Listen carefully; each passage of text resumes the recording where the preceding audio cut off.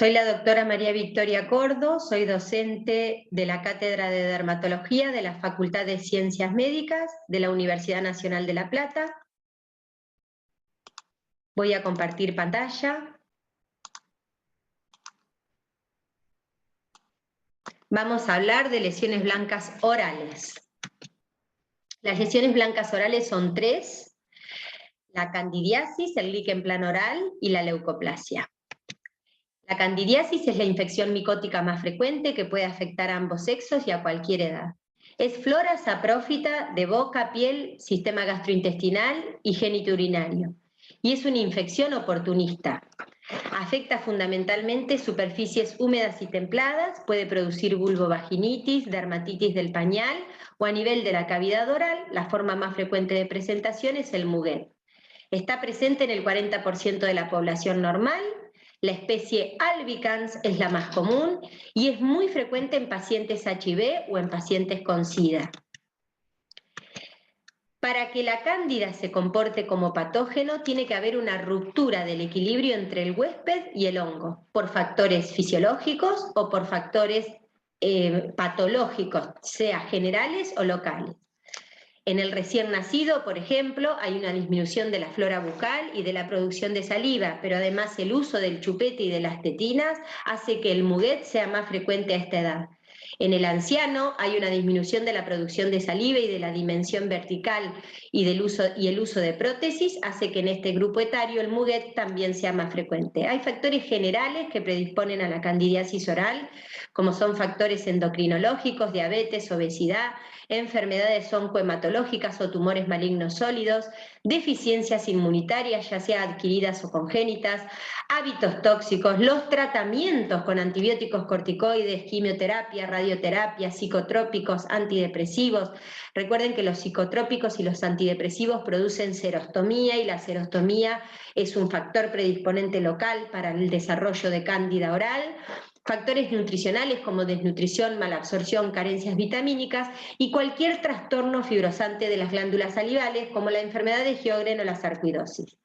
O factores locales como serostomía, mala higiene, tabaquismo, mal estado bucodental, corticoides inhalados, esto es muy frecuente, el uso y el mal estado de las prótesis, alteración de la dimensión vertical, traumatismo crónico de la mucosa, lengua fisurada y maloclusión.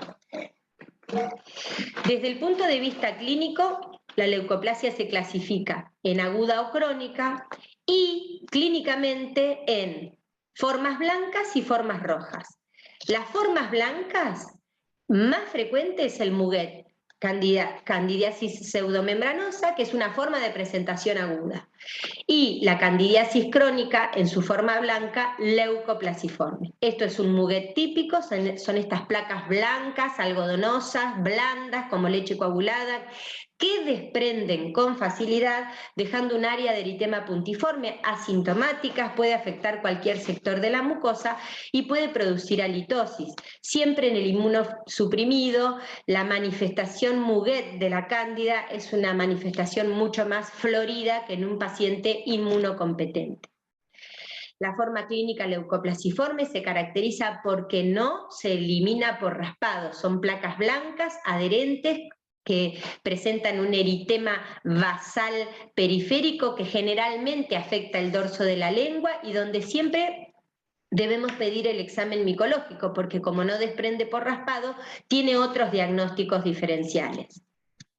En el inmunosuprimido es característica la asociación de formas blancas y formas rojas de cándida.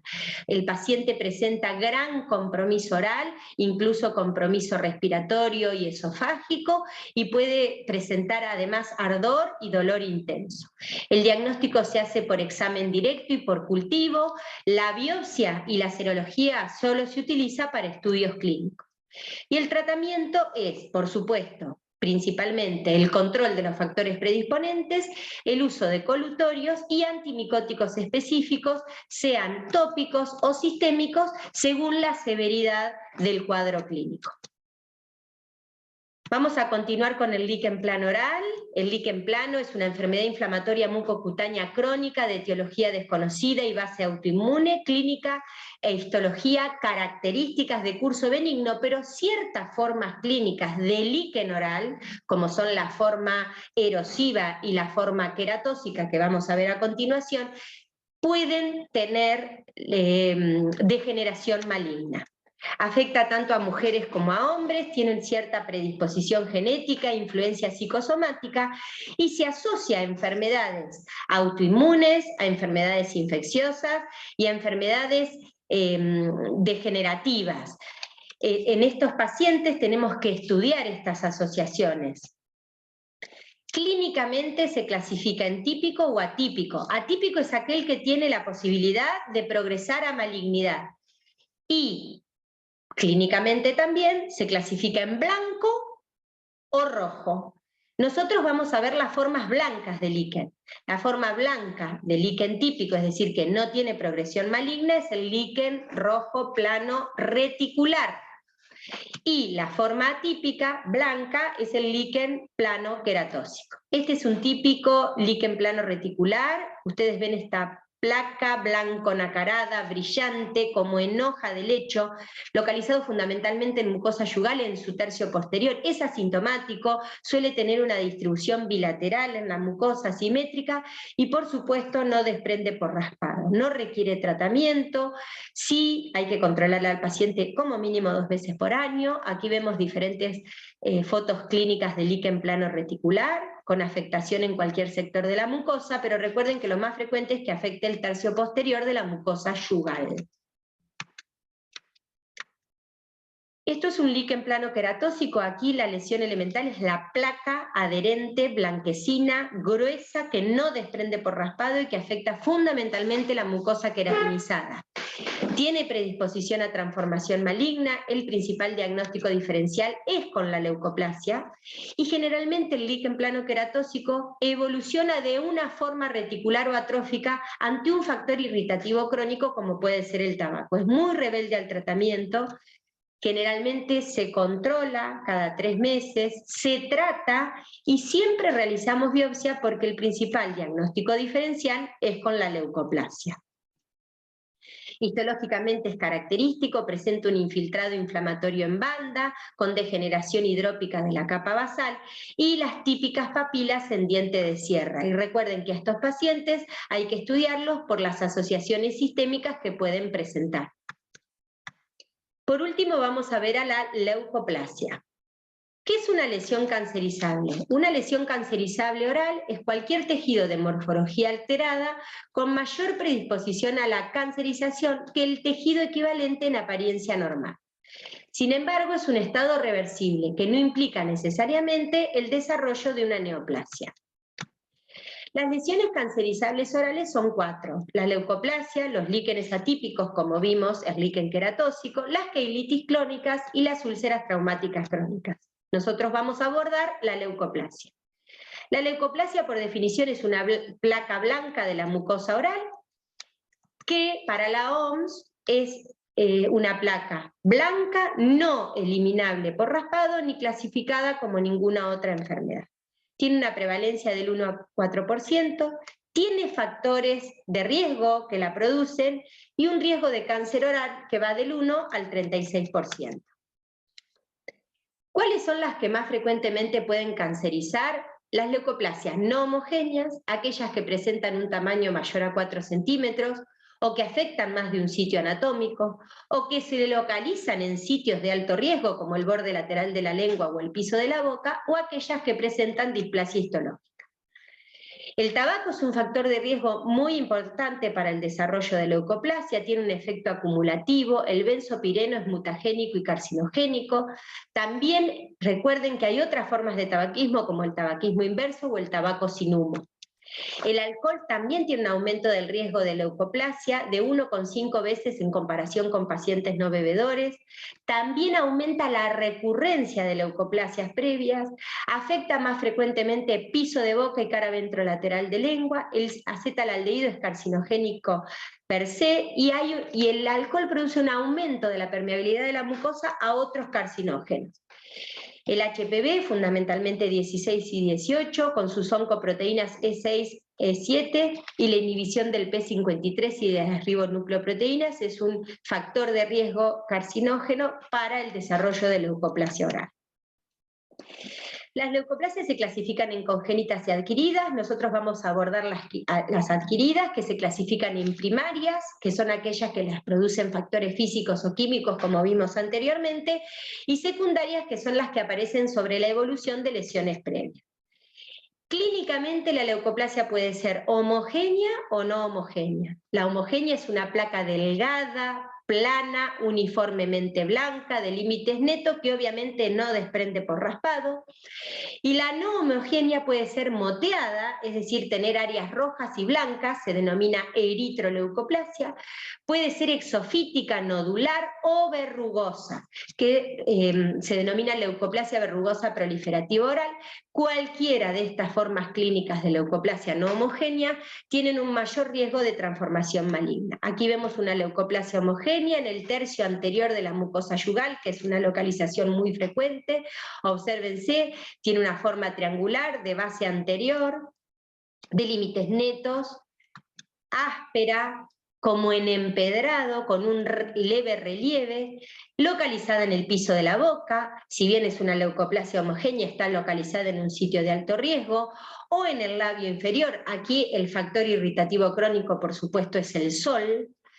O la forma clínica heterogénea, como ven, con áreas rojas y blancas, esto se denomina eritroleucoplasia, o la leucoplasia verrugosa proliferativa, que es una forma clínica especial de leucoplasia no homogénea, muy agresiva, con alta tasa de recurrencia, de crecimiento lento, y una alta tasa de transformación maligna, afecta encías, lengua, mucosa yugal, es de causa desconocida y las lesiones son difusas, con áreas exofíticas, como podemos ver aquí a nivel de la lengua, proliferante, irregular, infiltrada a la palpación, afectando grandes áreas de la mucosa.